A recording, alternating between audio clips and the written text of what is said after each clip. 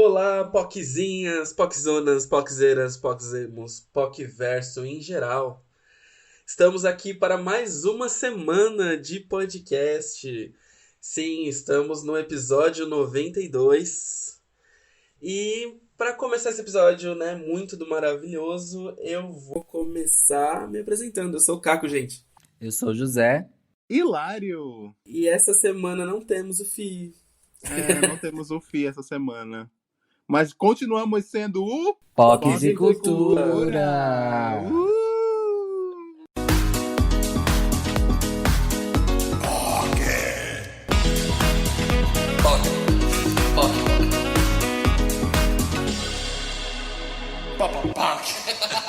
Olá, novos ouvintes. E para essa semana a gente começou, né, pensando num tema maravilhoso que vocês já vão ouvir, mas antes disso a gente quer fazer o quê? A gente quer passar os recadinhos da semana com vocês. Primeiro momento é para falar do nosso Catarse que está lá de vento em popa, existente, firme, para você contribuir, fazer a Criança Esperança acontecer, contribuir com quanto você puder do seu bolso durante essa pandemia. A gente sabe que é difícil, mas para quem tem ali essa graninha sobrando e quer ajudar um podcast independente a fazer um conteúdo muito legal, vai ser muito bem-vindo. Então, por favor. Para quem também tá afim de o quê? De uma interação, de uma amizade, um bate-papo, um acalento nesse coração durante a famosa quarentena, a gente tem também o nosso grupo do Facebook. Ou seja, se você for nas nossas redes, tanto na bio do Instagram quanto na bio do Twitter, você colocar lá no bit.ly/PocVerso, você vai encontrar o nosso grupo no Facebook, que tem coisas especiais para vocês. A gente promete que vai fazer sempre conteúdo especial e nunca faz, mas vai ter em algum momento. Então, se você estiver lá, você vai conseguir ver mais fácil, né? Fora a chance de participar aqui também no seu momento POC, né? A gente vai começar a dar algumas coordenadas por lá a partir do momento que esse formato já está funcionando. Vai rolar também o famoso Vem Aí. O Vem Aí é do que, José? Fala pra mim. Vem aí um spin-off do Pocs Cultura. Aê! A gente quer falar sobre a história do movimento aqui no Brasil, que nós sabemos que é extremamente apagada, que se fala muito em Stonewall, São Francisco, mas a gente quer saber do Brasil. E aí? Não sabemos ainda a data, provavelmente não, com certeza esse ano, não sabemos ainda se esse mês, porém, vem aí. Com certeza vem aí. E com selo de qualidade POC de Cultura, né? Selíssimo de qualidade. Eita, tô me sentindo na Globo. Só faltou o plim-plim no final. Ai, plim-plim! Mas, ó, o Vem Aí não para por aí. A gente tem mais coisa pra vir por aí. Vocês vão acompanhar junto com a gente. Então, assim, fiquem juntinhos que vai ter bastante coisa boa. Essa virada toda, né, não foi por acaso. Então, aguarda aí. Mas agora vamos pra uma parte maravilhosa do seu momento POC, que é o momento do e-mail. E eu vou ler aqui o e-mail do Gabriel. O Gabriel diz o seguinte: Olá meninos, tudo bem?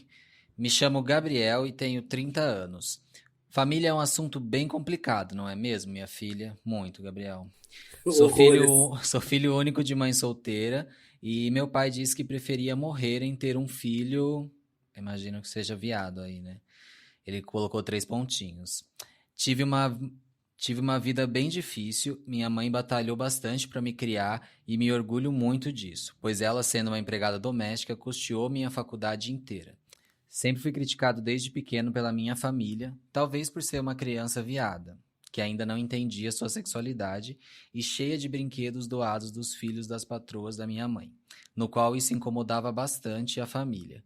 Na minha adolescência, desenvolvi uma síndrome do pânico, na qual me deixou bastante introspectivo durante uma boa parte dessa fase.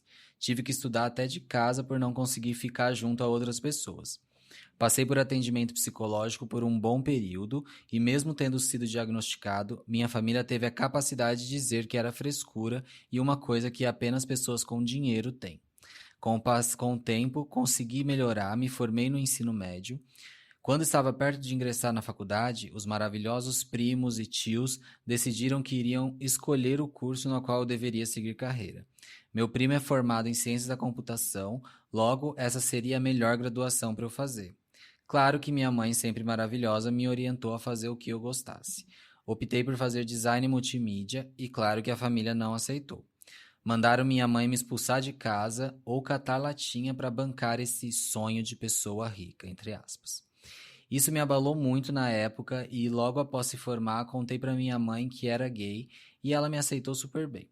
Minha família sabe da minha sexualidade, respeitam tudo mais, até conhecerem meu namorado, já que já estamos juntos há 4 anos. Porém, não consigo esquecer o que fizeram.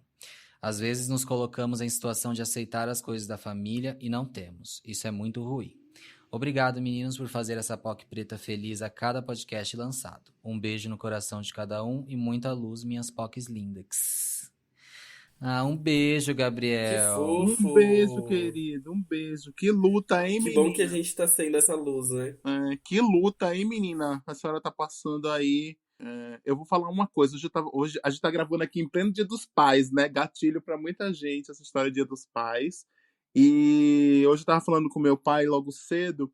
E aí ele tava falando que os amigos dele vira e mexe perguntam por mim assim pra ele. E aí ele falou pra mim que ele diz pros amigos o seguinte: ele conquistou as coisas porque ele foi atrás. Porque de minha parte eu não movi uma palha, eu até atrapalhei. Então, meu pai hoje ele faz uma autocrítica, sabe? Eu sei que isso é uma questão de evolução de cada um. Tem gente que nunca vai fazer autocrítica, né? Mas isso é possível. Então, assim, eu acho que você já conseguiu uma das coisas mais importantes, que é o apoio de uma pessoa muito importante para você, pelo menos que você coloca como muito importante, que é a sua mãe, né? Então, isso é uma coisa muito importante. Eu acho que se você não tem o resto do apoio ou se você não consegue perdoar, eu acho que você dá tempo ao tempo até as coisas se encaixarem, entendeu? Que uma hora elas se encaixam. Pro bem ou pro mal, elas se encaixam. Pelo menos eu acredito muito nisso. E é isso que você falou. Realmente a gente não tem que aceitar tudo que a família faz só porque é uma família de sangue. Se você tem o Aham. apoio da sua mãe, que é a pessoa mais próxima a você, eu acho que você já tem muita coisa. E acho que o restante da sua família de verdade não importa. Pô. Concordo muito, assim, e vindo, né, de uma perspectiva meio que parecida, assim, no sentido de. Eu não tenho problema, não tenho problema com a minha família nesse sentido, mas é, eu falo no sentido de a família dá muito pitaco no que você faz, ou ficarem de olho no que você faz e criticarem de alguma forma. Eu acho que a gente tem muito essa concepção de que a família é uma coisa sagrada, tem que ser super respeitada, tem que ser super ouvida e tal, e que essas pessoas detêm uma sabedoria que a gente muitas vezes não detém. Eu não concordo com isso, eu acho que isso acaba, né, abrindo o preceito pra gente aceitar qualquer bosta que vem, e não acho que as coisas funcionam muito desse ponto de vista, né? Então, assim, eu acho que válido, né, nesse contexto, como você falou, sabe? Se firmar onde você tá bem, com quem você tá bem, quem te dá força né, e torce pelo seu sucesso e do tipo se importar cada vez menos com que o lado negativo da sua família quer, né, de você. Se você tem sua mãe, se você tem seu namorado e tudo mais, né, acho que isso já basta bastante assim para você poder se virar no mundo enquanto, né, enquanto pessoa. Exatamente. Obrigado, Gabriel, por compartilhar a sua história. E você, Poquezinha, Poquezona, Poquezeira, Poquezuda, se você também quer ter o seu momento POC lido aqui no POC de Cultura, manda seu e-mail, seu relato, seu desabafo para pocdecultura@gmail.com. Repita. pocdecultura@gmail.com. Mais uma vez. pocdecultura@gmail.com. Estamos esperando seus Adorei a pausa e-mails, meus dramática do amores. ponto .com. Estamos esperando seus e-mails, tá, amores? Mandem aí. Tem muita gente mandando, a gente tá adorando receber os e-mails, tá? Quem sabe você não aparece aqui no programa. Finalmente, Agora, né? Agora a gente tem um quadro fixo onde a gente pode ler é, os e-mails, então não vai faltar e-mail pra ler, viu, gente? sim. Agora vamos para a curiosidade da semana. Vamos! Bom, você não pode ser uma POC sem saber que a Gladys Bentley, ela foi uma mulher negra, cantora de blues, lésbica caminhoneira orgulhosa, que em 1931 ela não deu bola pros conservadores e ela se casou com uma mulher. Ou seja, né, sendo transgressora aí desde muito, muito, muito cedo. Sendo uma das primeiras mulheres famosas a assumir a sua lesbiandade num contexto, né, de pré-guerra mundial, ela sofreu sanções e perseguições, mas isso fez com que ela não se escondesse. Ela continuou vivendo até o fim da sua vida acreditando no que era certo. Baita curiosidade boa, né, gente?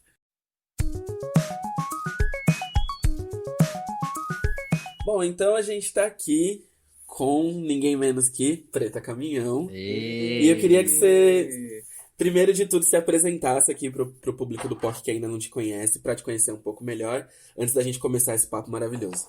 Bora? Primeiro, quero agradecer, tô mó feliz de colar, acho que é muito importante. Para quem não me conhece, sou Jamine, sou historiadora, sou mestre em educação, pesquisadora, educadora social, tenho um podcast chamado Preta Cast Caminhão e crio conteúdo desde 2017 na página Preta Caminhão, né, para mulheres que não performam, né, a feminilidade imposta, então são outras feminilidades.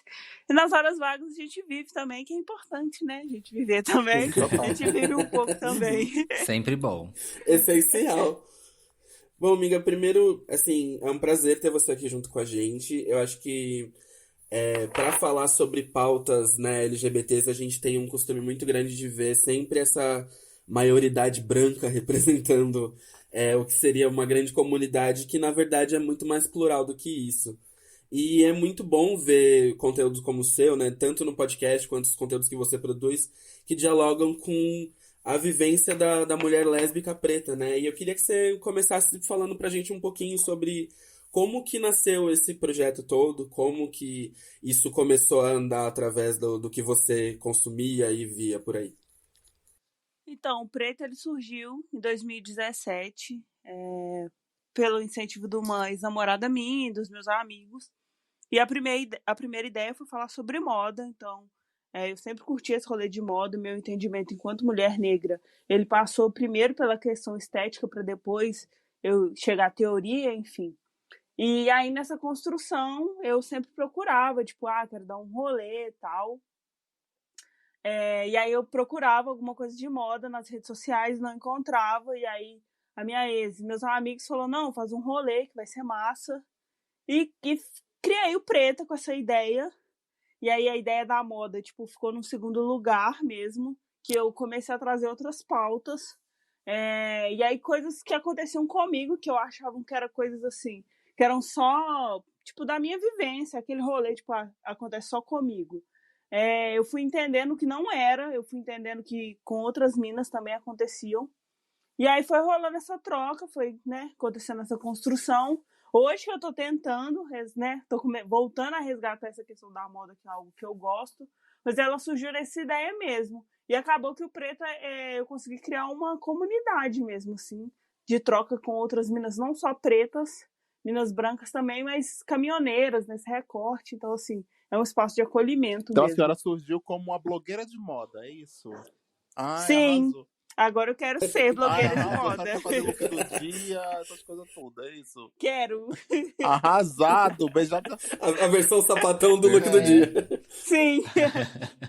Ô, amiga, acho que é meio que de praxe, quando a gente traz o convidado LGBT aqui, a gente perguntar sobre como foi o processo de descoberta da sexualidade e, no seu caso, da homossexualidade.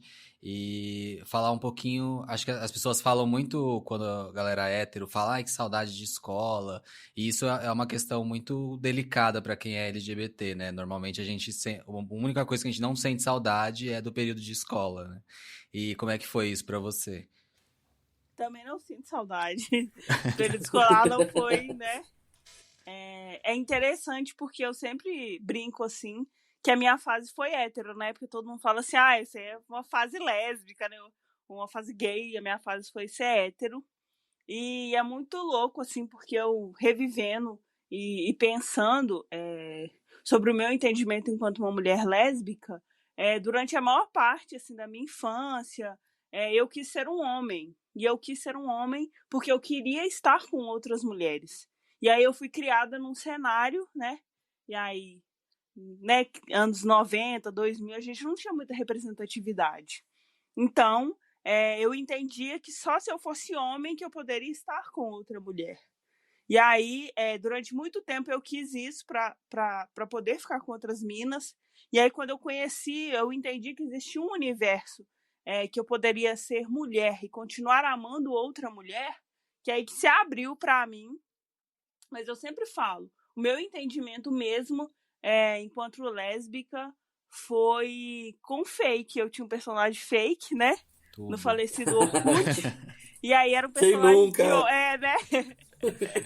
Mas era um Eu homem, amo. o fake. Era um homem, de rebelde, ainda amava, aliás. E aí eu comecei a entender. Falei, olha, tipo, gosto de mina, né? E aí teve mina do fake que atravessou esse rolê. E aí eu consegui falar, olha, eu sou mulher, tal. E foi a partir daí que eu comecei a me entender mesmo enquanto lésbica. E aí meu período escolar é isso, tipo, não beijei na boca de ninguém, nada. Foi um período assim, entendendo que é um rolezão você ser uma mulher lésbica e você ser uma mulher preta, né? É um rolezaço no período escolar. E só na faculdade, assim, tipo, que eu conheci, mas tipo, foi pro final da faculdade também que eu comecei a beijar na boca. Tipo, antes, Não se permitia. quase nada. Não se permitia É. ou não acontecia? Os dois, assim, eu tive um namoradinho que durou, tipo, 1 mês, mas eu já falei, não é isso que eu quero. E só, assim. E aí, pra beijar a mina, tipo, demorou muito tempo. Mas você acha que foi mais num processo de você se aceitar com a ideia ou do preterimento, né? De, tipo, às vezes não ser a mina escolhida ou não tá ali num foco onde você vai ser a primeira, tipo, a falar, não, eu quero pegar ela, entendeu? Como você sente que isso foi pra você? Qual caminho foi? Pra mim, foi total no rolê do preterimento, assim. Não sei se vocês já vieram no rolê de BH, alguém conhece? Conheço. Tenho vários amigos em BH, adoro BH, inclusive. Beijo, Minas. Beijo pra todo mundo de Minas. Foi um dos estados que eu mais viajei Uhum. para e um dos lugares que eu mais gosto de ir, porque apesar da distância absurda do aeroporto até o Absurdo, é outra centro, viagem que você faz. é outra viagem, mas é um dos melhores lugares, assim, eu amo muito Minas, é muito bom. O meu primeiro rolê, meus primeiros rolês aqui em BH foi na Savassi, né? E Savassi é um ambiente, tipo, extremamente branco. E eu ia em boate, tipo, e boate não tem lésbica, né? Não tem lésbica. São só gays, assim, e aí, tipo, eu, uma mina preta, nesse processo de entendimento. Até então, eu performava, né, essa feminilidade imposta. E foi só depois, quando eu conheci o movimento negro, de BH, que as coisas elas começaram a melhorar, mas também mudaram a partir do momento que eu não vestia mais essa feminilidade, né? Que aí é um outro entendimento, tipo, de você ser uma mina preta, caminhoneira, que tem um corpo que não é padrão. E aí as várias facetas que a gente vai entendendo, né? Porque eu passei por várias opressões num momento que eu ainda me entendi enquanto hétero. E aí, quando eu conheci o mundo, né? Lésbico, enfim, eu falei, nossa, eu tô abraçada. E aí eu vi que é um movimento, tipo, extremamente racista. E aí eu falei, putz, achei que tinha acabado os problemas. Só começaram, Começou né? tudo Não, de novo, só né? abriu mais, né? É muito complicado, assim, né? Essa visão de comunidade pra gente que é preto, no sentido de a gente busca, né, aceitação, a gente busca o pertencimento e tudo mais, e quando a gente se esbarra com racismo é o que é o caralho. Não é Né? possível. Mais uma vez isso vai ser aqui, sabe, o ponto focal da coisa, tipo, mais uma vez a gente vai desenrolar muito desse sentido. E acho que pra você, né, fazendo um paralelo, né, do ponto de vista G versus o ponto de vista L. O que pra gente seriam as gays afeminadas, seria pra sapatão as caminhoneiras, né? E como se dá essa relação pra você? Você falou, né, de tipo de se entender caminhoneira e tudo mais, e ser um corpo fora do padrão. Como foi esse processo, né? Porque é um processo que já é pautado muito no estereótipo, na maldade, numa malícia que muitas vezes não corresponde ao universo sapatão de jeito nenhum, né? E como foi? Então, quando eu sempre penso assim, o universo lésbico, e para além dele também, eu entendo que eu não escolho qual opressão que eu quero sofrer. Tipo assim, Eu não escolho sair e sofrer opressão só porque eu sou lésbica. Ou sair e sofrer só opressão porque eu sou sapatão. Tipo assim, essas questões, elas atravessam o meu corpo o tempo inteiro. E existe, querendo ou não, existe um padrão dentro do universo lésbico que, por exemplo, que uma lésbica como eu, que não cumpre esses lugares de feminilidade, né?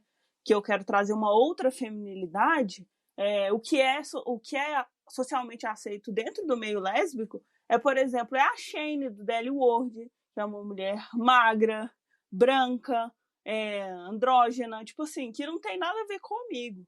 E aí cria-se um estereótipo total do ser caminhoneira. E aí é um processo que a questão racial, ela nunca pode...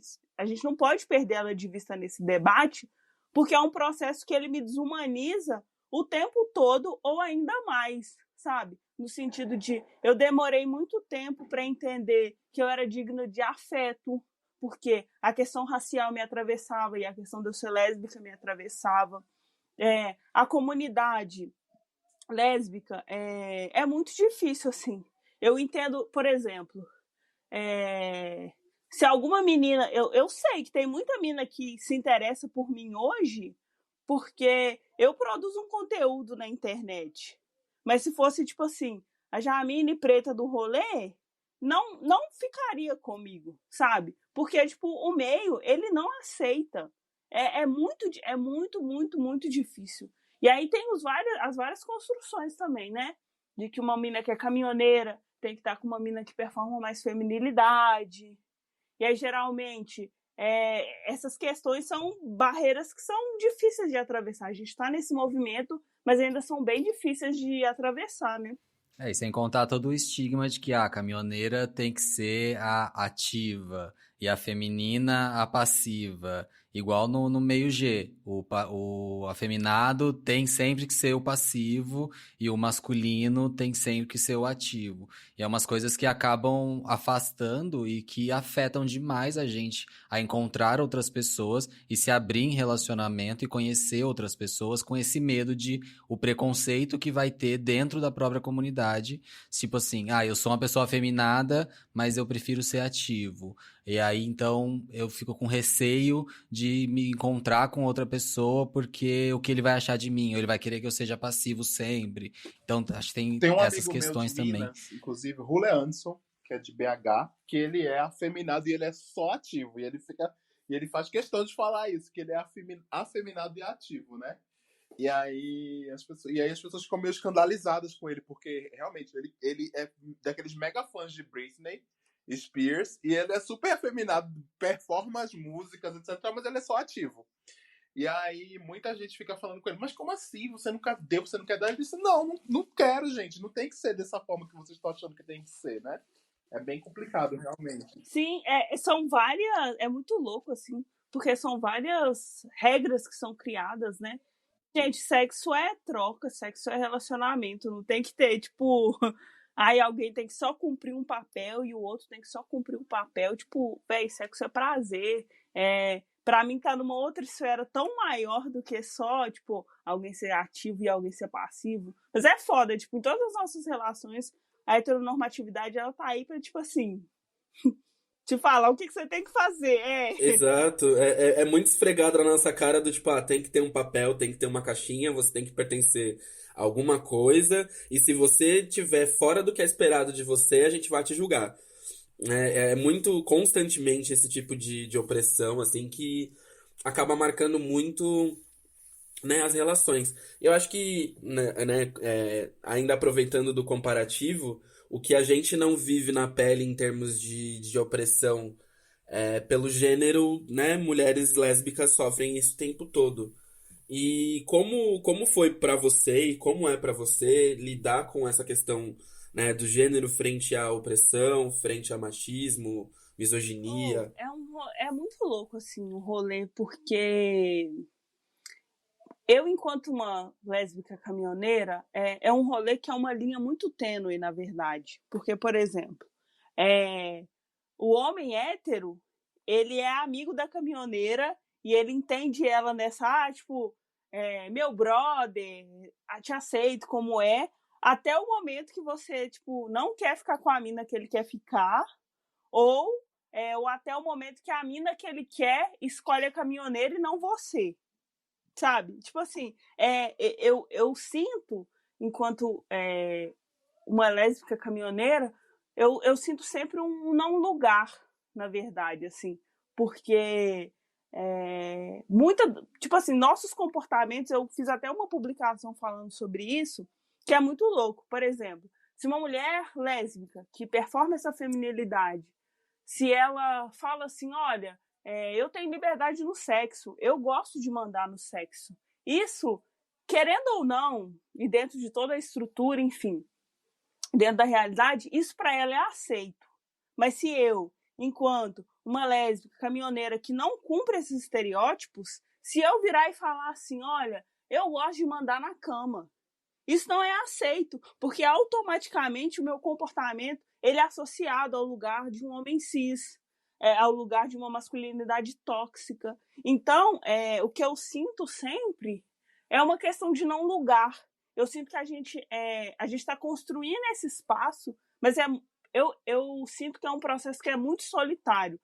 No meu lugar, enquanto uma lésbica caminhoneira, com as trocas que eu tenho com outras mulheres, é um lugar que é muito solitário, assim, de não me sentir acolhida tanto no meio hétero, quanto eu não me sentir acolhida no meio LGBTQIA+.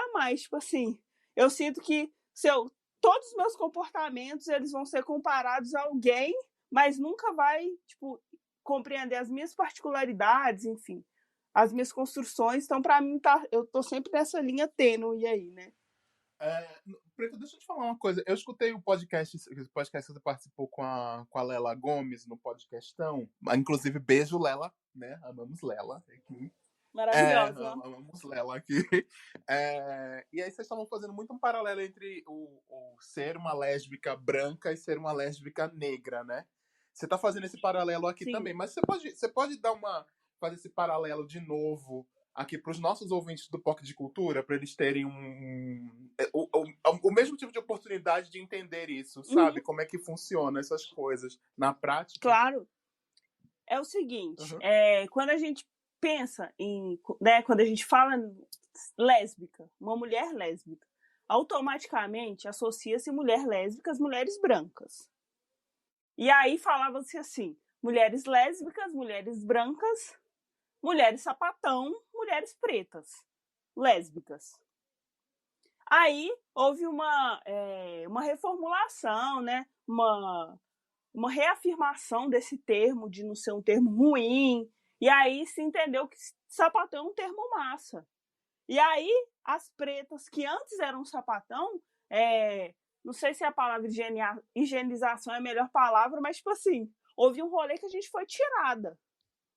E aí agora, quando a gente fala de sapatão, a gente fala de lésbicas que estão nesse lugar, que são padrão. E agora caminhoneiras são mulheres pretas. E aí nós estamos nesse movimento de ressignificar o termo caminhoneira. E aí é por isso que a gente reafirma, tipo, no sentido de, não é que não se pode usar. E aí até teve alguns tempos para trás a gente fez essa conversa sobre o termo caminhoneira. Óbvio, eu queria ser só lésbica, mas eu não consigo me identificar enquanto lésbica, enquanto sapatão, por causa desse recorte racial. Então, no momento que eu me posiciono do que eu falo, eu sou caminhoneira, porque é um lugar de cuidado, é um lugar que eu tô entre as minhas. E aí a gente ressignifica, olha, sou caminhoneira? Sou caminhoneira. E aí entendendo que ser caminhoneira não é um rolê ruim. Então é muito louco, e novamente, não perdendo de vista o debate racial, que, querendo ou não, algumas pautas elas estão constantemente sendo embranquecidas. Sim. E aí, tipo, os pretos vão só...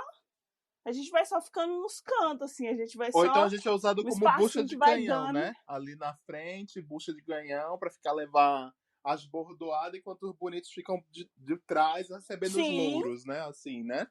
Totalmente.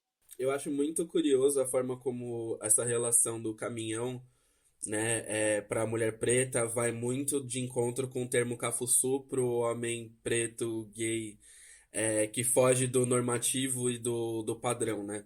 É um paralelo muito próximo das duas coisas, onde o termo ele é usado para objetificar e significar alguma coisa, mas de forma alguma é enaltecendo, né? Sendo pejorativo e discriminatório na maioria das vezes, mas que mesmo com a gente ressignificando, isso ainda tá num ponto de dificuldade, sabe? De ainda não ter sido bem compreendido, né? E o problema é meio que esse, assim, quando a gente passa por pauta e recorte racial dentro da comunidade, quando a gente fala, né, de tudo isso, ainda existe uma dificuldade muito grande da gente conseguir passar a palavra adiante, sabe? É muito.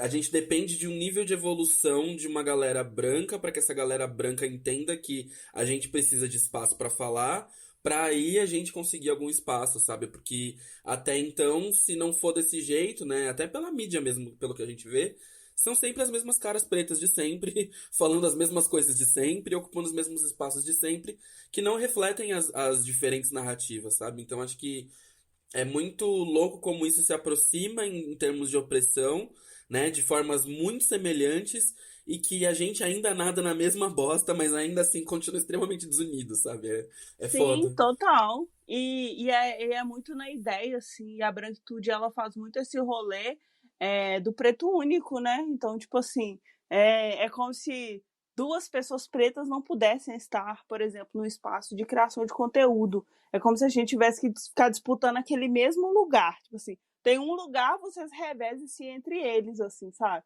Tipo assim, entre vocês, isso, você reveza aí entre vocês, e é um movimento, assim, que a gente tá tentando entender também da gente quanto, tipo, uma comunidade, velho. Por que tem que ser só eu falando sobre lésbicas negras caminhoneiras? Por que não tem outras minas, sabe? E é nesse rolê mesmo, assim, de que acaba que o racismo também atravessa a gente, no sentido de que acaba que a gente disputa um só lugar em vez de entender a lógica que nós precisamos de estar em vários lugares e não só numa vaga sendo a cota única, né?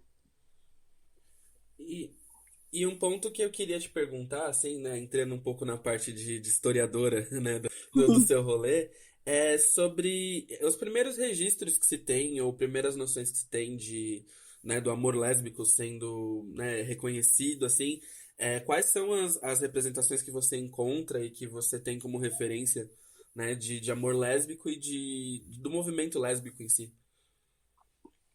Então, a gente tem um hiato, assim, nessa construção, né? Até mesmo de entender essa noção de ser lésbica, né? Na ilha de Lesbo, são relatos, assim, meio fragmentados.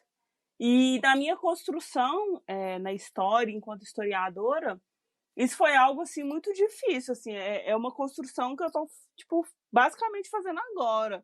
Lendo Audre Lorde, lendo outras referências, né? Porque eu estudei numa universidade católica, então então aí, tipo assim, ter acesso a esse tipo de conteúdo é um movimento que eu tô, tipo, fazendo agora mesmo, assim, tem pouquíssimo tempo, assim. Para ter uma ideia, eu tive História da África, para mim foi matéria optativa, tipo, eu tive um curso de 3 meses. Que Então foi merda. algo tipo assim. É bizarro de ouvir e pensar que. Como Sim, assim, sabe? tipo, 3 meses ali passou, e aí, enfim, agora são outras referências. Tipo assim, às vezes referências, querendo ou não, são atuais, né? Pra pensar essa questão de ser lésbica, tipo, Audre Lorde, Conceição Evaristo, Angela Davis, né? Conceição Evaristo, ela é bissexual. Mas, tipo assim, essas são as construções que eu tenho do amor entre mulheres. Tipo, é um rolê que é muito recente e que, querendo ou não, vai de encontro com o movimento que acontece, no geral, com uma historiografia negra, né? Com essa questão da oralidade, com essa questão do que é história oficial, o que não é. Então aí a gente acaba que a gente vai perdendo muito, muito da nossa história, a gente já perdeu, né? Por conta desses processos, né? Ô, amiga, você tem um trabalho também com crianças e adolescentes, né, de periferia. Como que é essa relação com sexualidade ou não existe essa conversa, assim? Então, meu trampo enquanto educadora social, lá é a partir dos 14 anos. Então é dos 14 aos 22 anos. E é muito interessante porque toda vez assim que eu chego em sala, chego com os meninos, tipo, a primeira coisa que eu falo, tipo, eu já chego e falo assim, olha, prazer, sou Jamine, sou sapatão, sou caminhoneira. Já é a primeira coisa. Eu falo, tipo assim, pra falar assim, olha, isso aqui não é uma questão, vamos pra próxima, pra pensar a próxima coisa, né? Vamos pra próxima pauta. Pra não ter conversinha, vamos pra próxima pauta. E é muito interessante porque lá no trampo são meninos assim, são de realidades completamente distintas assim. Tem meninos em sofrimento mental. Então eu tinha, né, uma turma que 6 meninos eram esquizofrênicos e eles estavam ali medicados no rolê. Tem menino que é de medida socioeducativa, tem menino que é egresso do sistema prisional e que está ali a maior parte dos meninos eram meninos negros, né? Fazendo essa questão racial. E é muito louco, assim, como que eles estão. Eu sempre via eles muito abertos, sabe? E com muita sede de conhecimento. Principalmente, sei lá, uma turma de surdos que eu tinha. São os meninos que eles falam assim, nossa, professora, tipo, ninguém explica isso pra gente, sabe? A gente vive, tipo, no completo silêncio. Ninguém explica, sabe? A minha família não troca ideia comigo. E aí é muito louco, porque a gente vai trazendo isso, e a instituição, a organização, ela também fazia esse movimento, que os meninos, eles tinham que entender que existe uma realidade, tipo assim, que existe um mundo de diversidade fora dali. Então, se eles viam eu, enquanto educadora, uma mulher preta, caminhoneira, para falar com eles assim, oh, essa é a realidade, tipo assim, é um novo mundo que está se criando, fraga, tipo assim, vocês vão ver isso. E aí a gente tinha muito espaço, assim, muito espaço para eu principalmente, eu sou fã da cultura hip hop, assim. O rap pra mim é tudo. Então, tipo, eu tinha muita liberdade de tratar o rap com os meninos. Aqui em BH tem um projeto que é muito foda com a FMG, que é a PrEP. Então aí a gente, tipo, os meninos tinham palestra da PrEP pra falar sobre, tipo, sexo. E, sabe, tipo assim, pra falar sobre, tipo, entregar camisinha pros meninos. E aí os meninos ficavam meio assim, tal. Sei lá, eu tinha encontros sobre consumo de álcool. E aí eu falava com ele, gente, eu não vou ser hipócrita de falar com vocês assim, não bebam, que eu sei que vocês não vão fazer isso, sabe? Mas eu falava assim, ó, vamos fazer uma aula sobre uso abusivo de drogas. Fraga. Então, tipo assim, pra mim, eu entendo que a minha construção como educadora, ela veio antes de qualquer coisa do Preta. Então, aí é sempre nessa troca, assim, eu sempre quis trazer isso para os meus meninos e falar assim, olha, aqui nessas 4 paredes aqui, nesse espaço, vocês podem ser o que vocês quiserem ser, velho. Sabe? Tipo, e você não tem que ter medo. Alguma mina virava e falava assim, tipo, eu sou lésbica, caminhoneira e eu tenho medo. Como é que vai ser? Aí eu sempre zoava e falava assim, olha, então, assim, a gente tá numa realidade que, tipo, desemprego é pra todo mundo, fraga, não é porque você é lésbica caminhoneira, sabe? Tipo, e é isso, assim. E eu não sei se é uma visão romântica da vida, Eu sei não acho lá. que é Mas eu romântica, sempre não. falo. Eu acho que é É, uma. Imagina se a gente não tivesse sonhos de revolução nessa vida, entendeu? Tipo, quem é que a gente seria, né?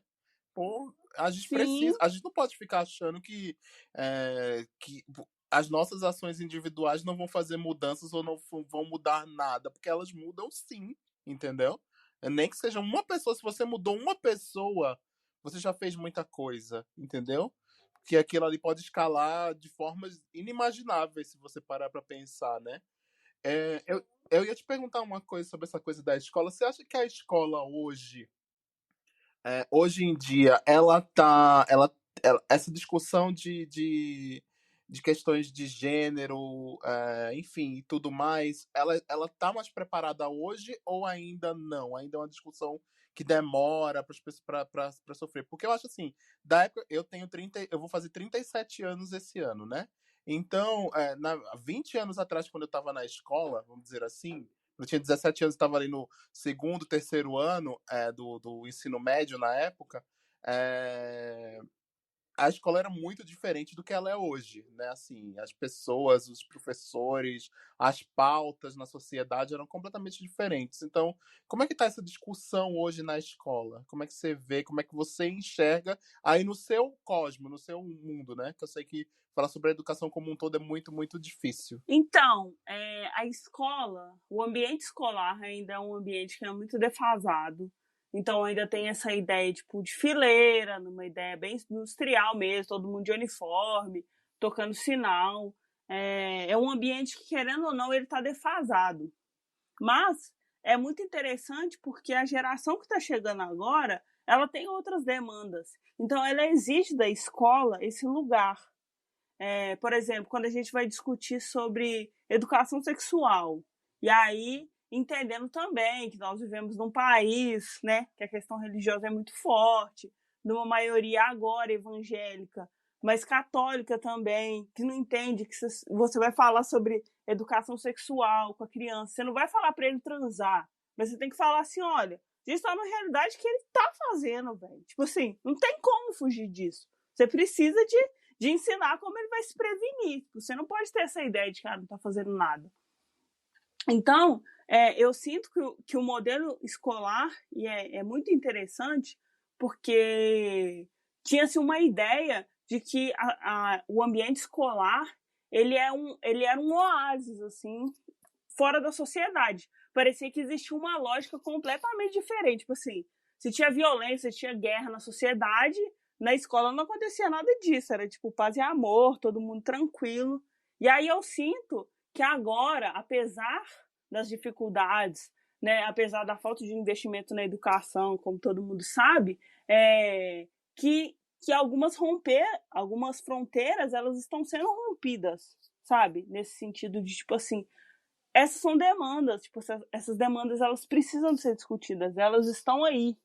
Então eu sinto, por exemplo, se eu hoje, se eu me entendesse hoje, eu estivesse no ambiente escolar e eu me entendesse enquanto lésbica, a acolhida seria completamente diferente no meu período, por exemplo, que ninguém tinha ideia de nada, que não se discutia sobre absolutamente nada, que era um trem anormal, que eu achava que era, tipo, pecado, sabe? Então, apesar das várias dificuldades, assim, muitas dificuldades, eu sinto que é um movimento que não tem como parar, porque é uma demanda que a gente precisa de discutir, de entender que o ambiente escolar é um reflexo da sociedade, assim, não tem como fugir. E a geração tá mudando bastante também, né? Eu lembro de ter o professor gay e o cara sofria pra porra, sabe? A galera zoava o tempo inteiro, chegava a nível do professor falar pra diretora que não ia mais dar aula naquele lugar.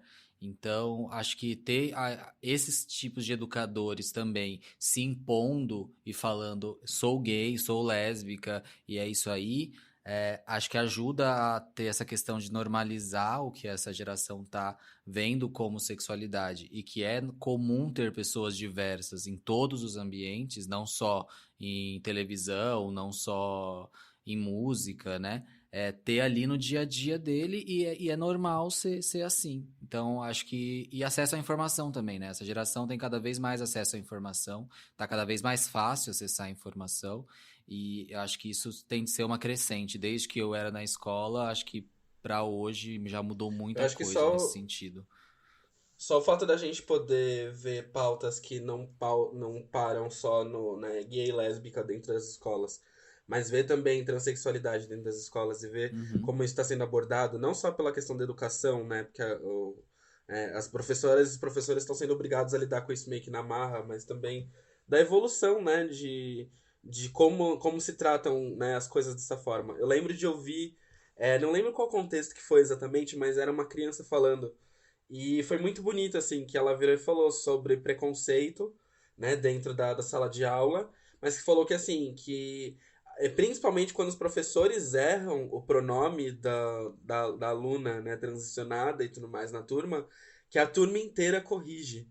E faz questão de garantir essa segurança para a aluna que né, também faz parte ali do grupo escolar, do tipo, não, dentro de todo o contexto, você não vai ser discriminada por isso em momento nenhum, entendeu? Então acho que só de ter esse tipo de pauta é foda. É um processo que é muito natural, né, assim. Eu acho que a gente é que tem ainda algumas questões, assim, algumas dificuldades, mas a tratativa entre eles é outra, assim. Acho que tá num outro lugar mesmo, né?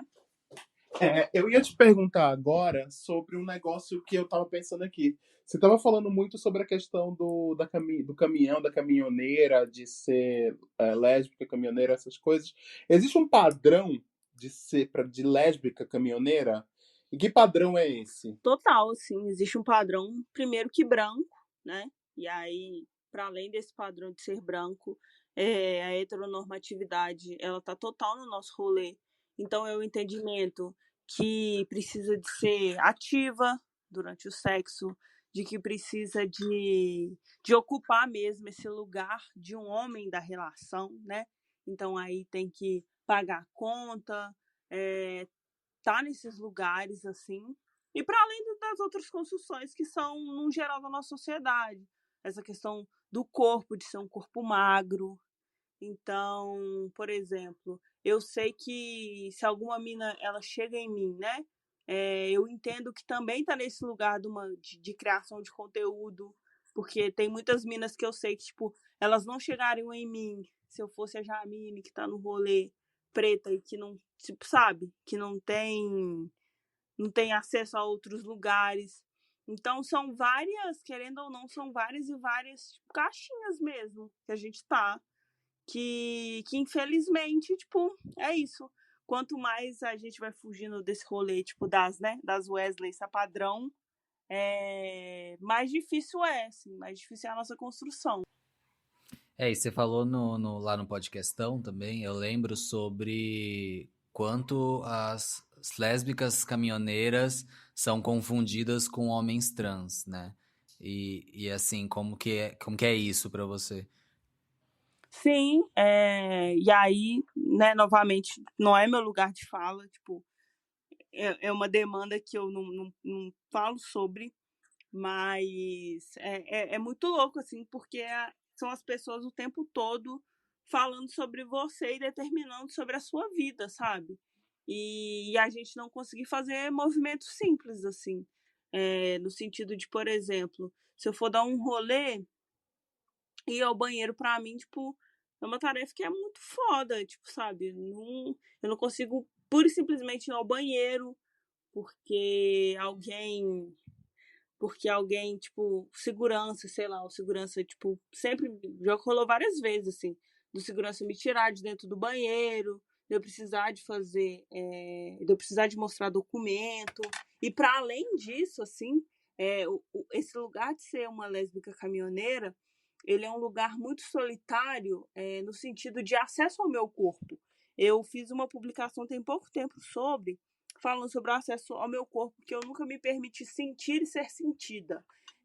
Eu já transei de roupa por essa dificuldade das mulheres acessarem o meu corpo, de eu entender que eu precisava de ter um papel que era completamente ativo no sexo. Então eu falava assim, meu corpo ele não pode ser minimamente tocado, porque não é esse lugar que eu tenho que estar na relação. É aquela ideia de eu preciso só oferecer prazer e não receber prazer, né? É isso que Sim, eu ia falar, total. né? É um papel de servir onde você se Total. anula porque você não conhece outra forma de receber amor, porque você só, né, tá condicionada a dar amor e dar incessantemente, né? É o papel de uma máquina do sexo que é também colocado, né, em paralelo ao papel do homem gay preto, muitas vezes. Tem algumas mulheres lésbicas que elas falam, que eu já vi vários relatos na internet também, sobre as pessoas hoje em dia disserem assim: seu problema é que você é um homem trans e não uma mulher, na verdade. Isso rola contigo também ou não?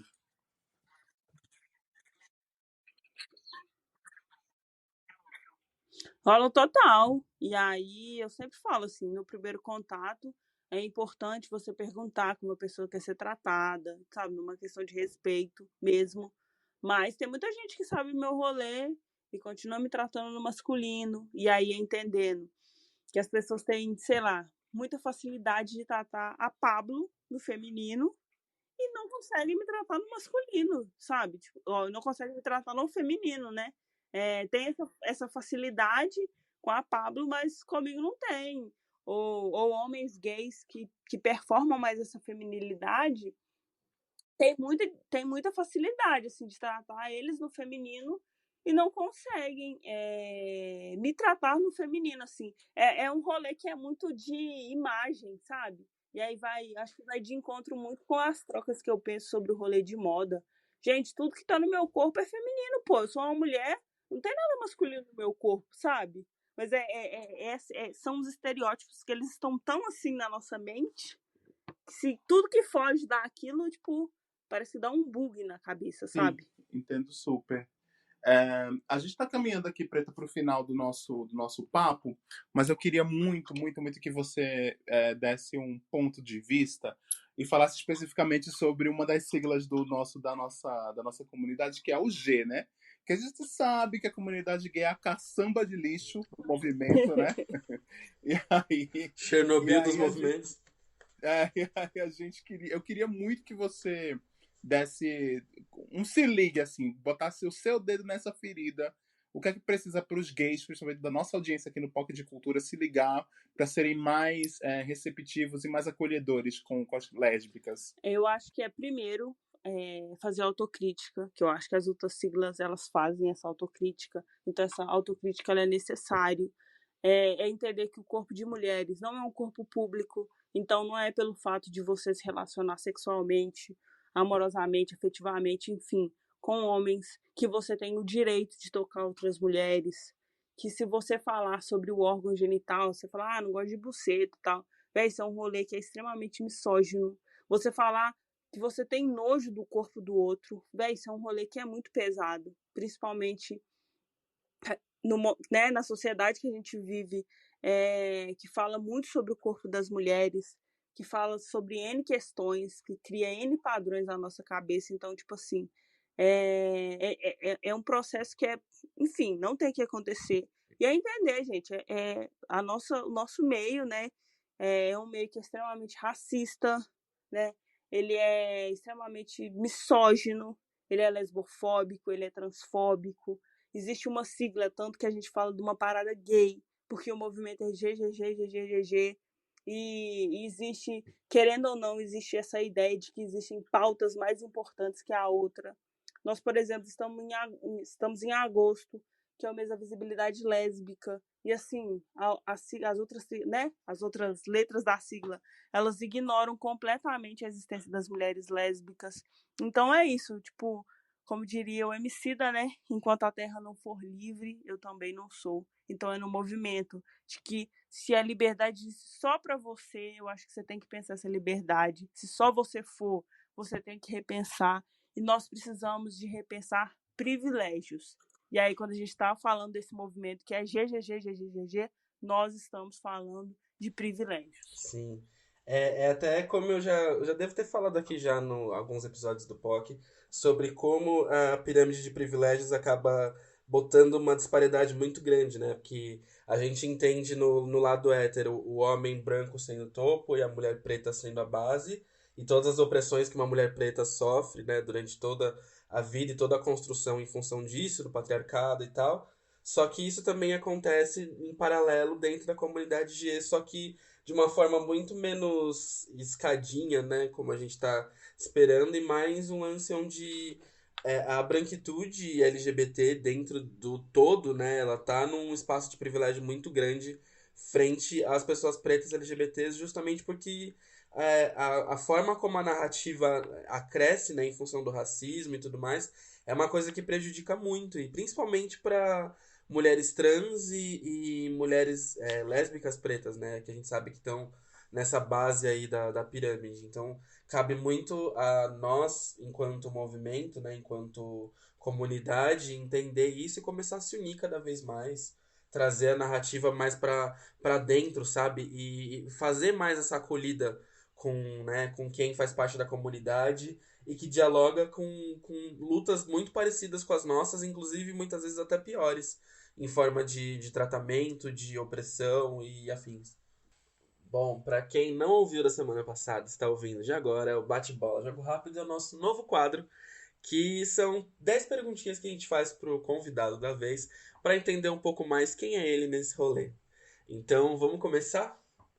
A primeira pergunta é: quem subiria no seu trio da parada? Vixe. Conta pra gente. Martinalha, pô, vai ela. E quem Caminhoneirona, Você iria vai gingando. Maravilhosa, adoro Martinalha, inclusive. E quem não subiria? Bolsonaro, né? Não sobe nada. Lógico. Ainda tem que bem. ser. Quanto mais ele estiver fora, bom melhor, afirmar, né? As coisas às vezes, né? Assim, é bom mesmo.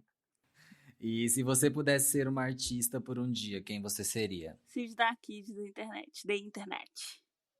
Ai, arrasou. Ela é muito Crush de todo maravilhosa. Eu mundo. fico impressionado em todos os clipes, em todos os momentos, porque assim, é a voz, é o estilo, é o jeitão. Ela é um baita crush, assim, real, ela é muito foda. E vamos lá, qual momento histórico da cultura pop que você adoraria ter vivido? Bronx, 1973, início da cultura hip hop. Queria estar lá vivendo esse rolê demais. Nossa, Nossa, é Sim. um rolezão foda pra muito, estar lá. muito, muito, muito. Acho que tanto do ponto de vista sociocultural quanto, né, de vivências, assim, acho que seria foda. É, é, Música também, quem, né? e amiga, quem é Acima de sua tudo. crush ou seu crush famoso? Deixa eu pensar. Ah, gente, é a MC Rebeca, né? A MC Rebeca é isso, né? Deus abençoe ela lá dentro da casa dela, nesse momento. Sim. Que ela continua em quarentena Nossa. produzindo muito conteúdo, né? Agora recomenda uma artiste. Homem, mulher, não binário. Mamundi, conheci esses dias. Minha arroba me mandou. E aí, é isso. Só amorzinho, né? Essas músicas aí, é isso. O mundo é maravilhoso. E qual vilã de novela que te representa? Conta pra gente. Gente, eu sou super noveleira. Eu amo novela. Eu escolheria a Nazira do Clone. Nossa, lá nas... Nossa, essa foi longa. Que, aliás, é a novela que eu tô vendo nesse momento. Ai, a gente acaba descobrindo cada pessoa aqui, né, que gosta de novela. É noveleira. Todo mundo é Deixa eu te noveleiro, falar, a gente tem né, aqui escondido. nessa lista de perguntas, a gente tem uma questão de criar uma playlist. O convidado da semana cria uma playlist com 10 a 15 músicas. E a gente queria que depois os ouvintes vão ouvir, saindo daqui do episódio, eles vão lá ouvir as músicas que você indicou. Aí eu queria uma música para começar a sua playlist. Qual é a primeira de todas que você vai colocar? Ali Nega, Só Você Pelada. Música de transar nessa carentona aí que tá todo mundo sedento. Deixar todo mundo engatilhado. Vai despertar os gatilhos. Bom, acho que a gente chegou, né, aqui ao final de hoje desse Papo Preta. Eu queria que você desse uma última mensagem aqui para os nossos ouvintes, para nossa audiência. O que é que você quer dar de recadinho? E já se divulga, fala suas redes, como te achar. Queria primeiro agradecer, acho que é muito importante. Acho que esse ano de 2020 é muita loucura, muita coisa acontecendo. E é muito importante a gente furar a nossa bolha, de entender principalmente que é importante a gente falar com os nossos, mas é importante a gente deixar a nossa voz também ecoar em outros espaços. Estou muito feliz, estou muito agradecida pela troca. Acho que para mim é muito importante, é muito simbólico. Principalmente de entender o porquê de muitas coisas, o porquê de eu estar aqui produzindo conteúdo, enfim. É muito louco, quero agradecer muito. Estou muito feliz, quem quiser acompanhar meu rolê, @pretacaminhão no Instagram. E tem um podcast chamado PretaCast Caminhão, que eu falei que ia atualizar toda semana, mas já desde abril tá aí, mas uma hora vai acontecer. Preta, muito, muito, muito obrigado por ter participado junto com a gente. Foi realmente pra gente também muito significativo esse episódio. Essas fronteiras, elas precisam ser reduzidas cada vez mais. Então, considere esse primeiro convite um de muitos outros que a gente quer firmar essa ponte aí pra poder, né, reduzir um pouquinho essas diferenças e tornar o nosso meio mais empático, mais justo e mais unido. Então, obrigado. Perfeito, Arrasou. por favor. Então, obrigado Isso. e é isso. E seguimos com o POC. Obrigado, amiga. Beijo. Beijo. Muito obrigada, Seguimos com o beijos. POC. Bom, Felipe não pôde estar presente neste episódio incrível, mas ele está aqui com o local de fala. Ele está no meio de nós. Ele estará não ao vivo, mas também nós não estamos ao vivo quando está ouvindo. Mas enfim, você entendeu. O Felipe fez o local de fala dessa semana e tá incrível. Escuta aí.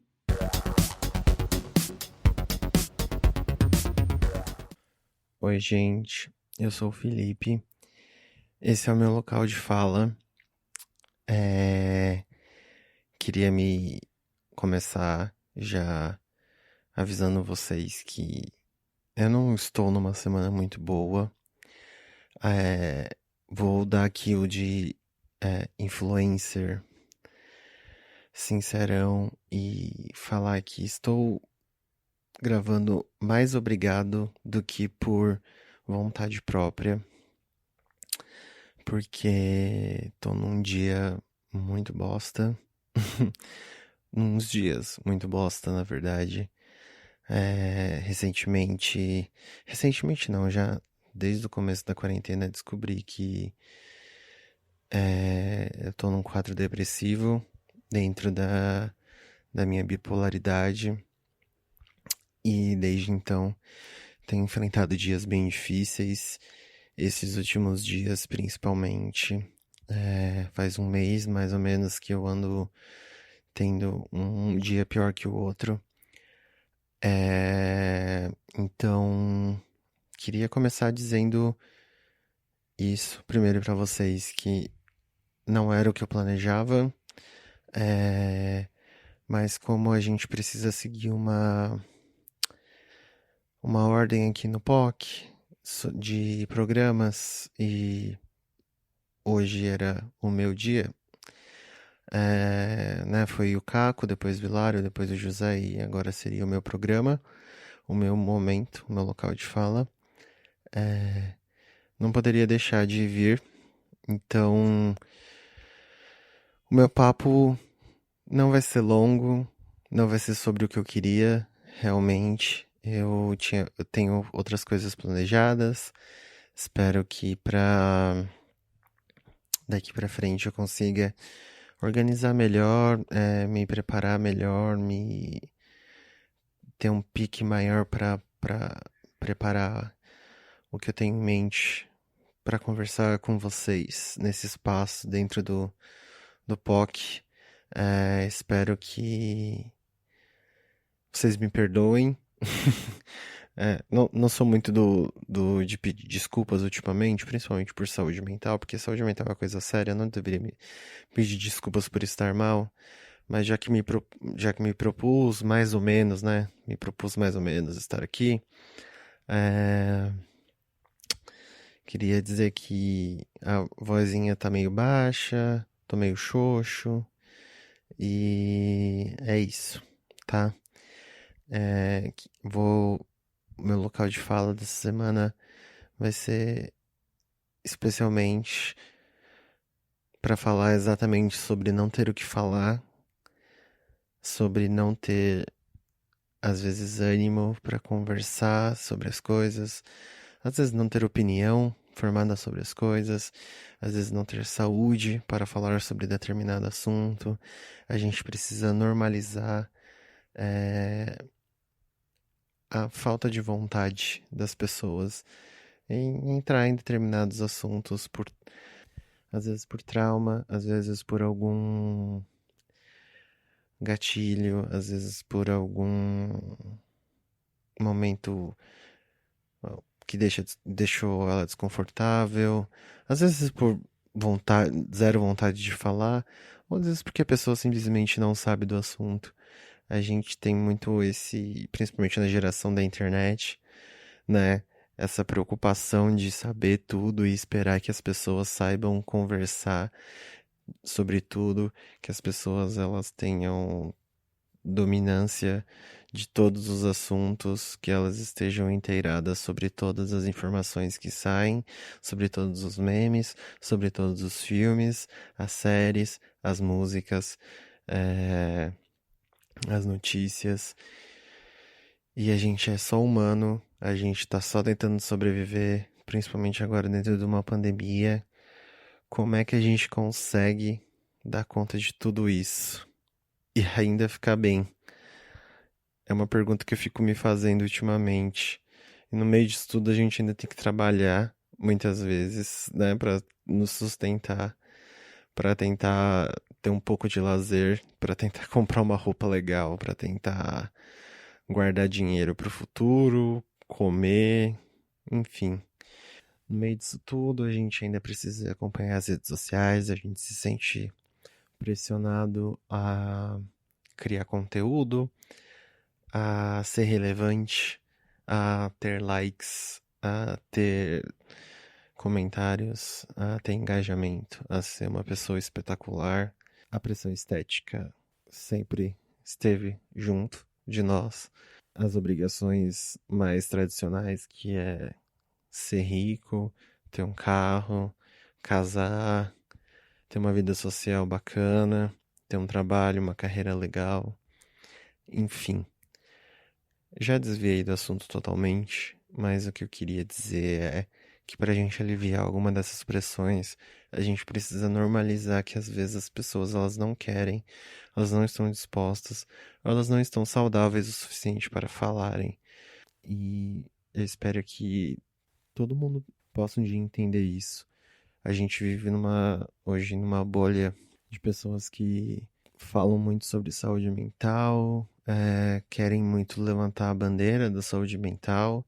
A gente está se aproximando do Setembro Amarelo, mas quando a gente para olhar realmente quem tem essa preocupação com as pessoas próximas, quando você olha para o lado e você pensa, o meu amigo está mal, será que ele realmente quer, pode ouvir ou falar disso? Isso também é cuidar da saúde mental de alguém, isso também é proteger alguém de um momento de dor, de instabilidade, ou de...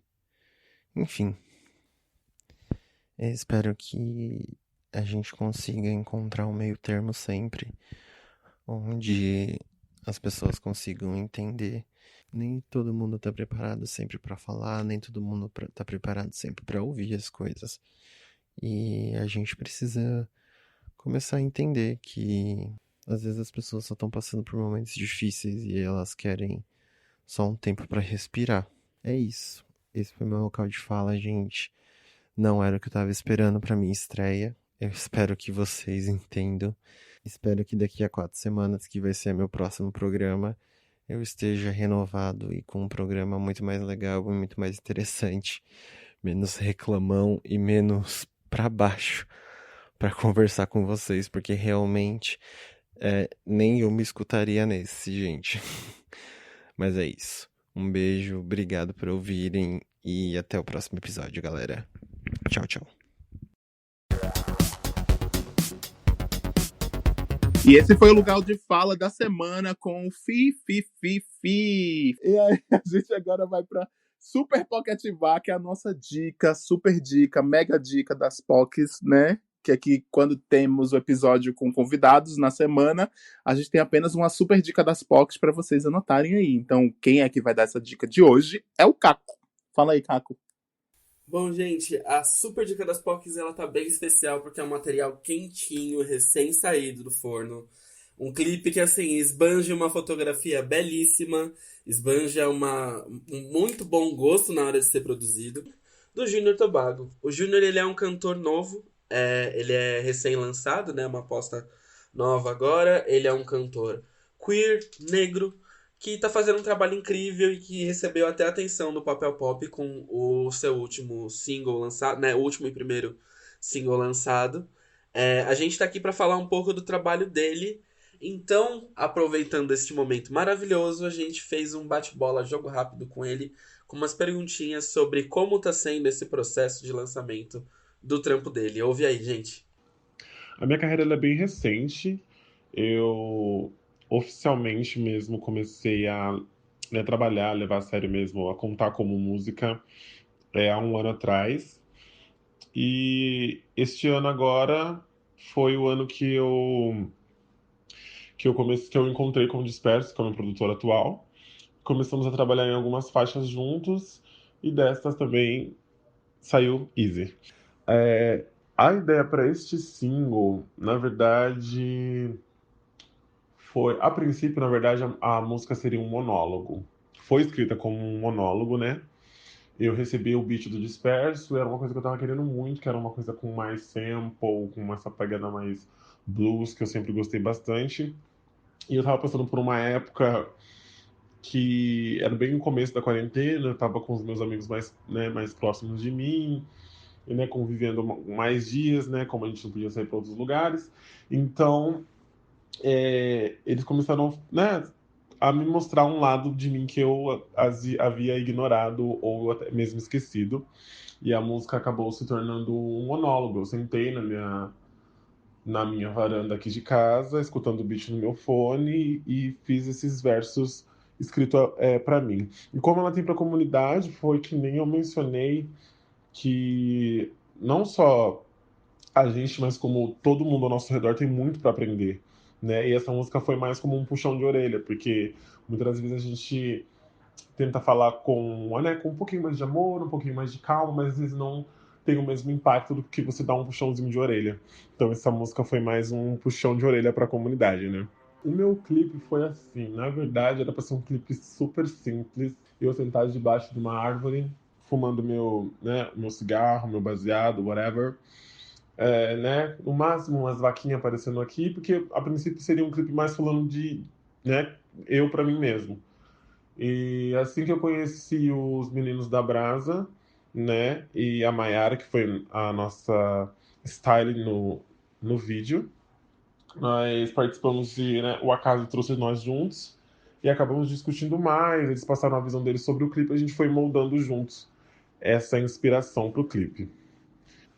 A princípio a gente estamos pensando nos próximos vídeos, né? E pensando um pouco mais longe, já estou também, né, pensando no próximos projetos como EPs, álbum, futuros singles e, né? Então é meio que a gente vai meio que como eu posso dizer,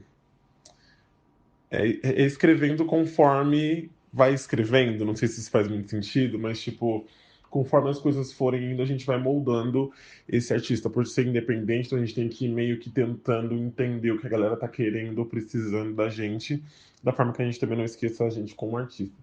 Então é isso que a gente pensa e é assim que eu acho que os planos estão sendo pro Júnior Tobago também. E eu falo eu e o selo, os meninos do selo. Você pode me encontrar em todas as plataformas digitais, Júnior Tobago, sem acento. Nas redes sociais eu estou como JR Tobago. E é isso, estou sempre ali, sempre divulgando um pouquinho, uma coisinha nova, então fiquem ligados e aguardem mais. Bom, e é isso, Poczzinhas, Poczzonas, Poczeiras, a gente vai chegando ao fim com mais um episódio. A gente queria agradecer vocês por audiência, né, por estar aqui junto com a gente. Então, quer participar do seu momento POC, manda um e-mail pra gente, quer doar pra gente no Catarse, esteja à vontade para fazer a sua doação. Quer sugerir um tema, sugerir alguma coisa, manda um e-mail pra gente, a gente tá esperando seu e-mail lá. E é isso, né, gente? É isso aí, galera. E fala se vocês estão gostando desse Sim, formato queremos novo, com feedbacks. mais quadros interativos. A gente quer feedback. Já teve algumas pessoas que já falaram, mas eu quero que vocês falem mesmo, tá, gente? Agora, assim, se você for criticar, você critica sozinho na sua casa, tá? Mas, assim, o resto pode mudar. Construtivamente, a gente aceita, mas o resto não, tá? Se você for a bicha destrutiva, você fica aí, vai procurar um terapeuta e fica criticando sozinho na sua crítica casa. Baseada tá? crítica baseada... Aliás, elogio que tá mascarado de crítica, a gente não aceita, porque crítica de quem não constrói nada não vale a pena. Então, assim, veja bem onde vai ser sua crítica, tá? Um beijo, gente. Um até beijo, semana até que semana vem. que vem. Até semana que vem. Até semana que vem. Até semana que vem.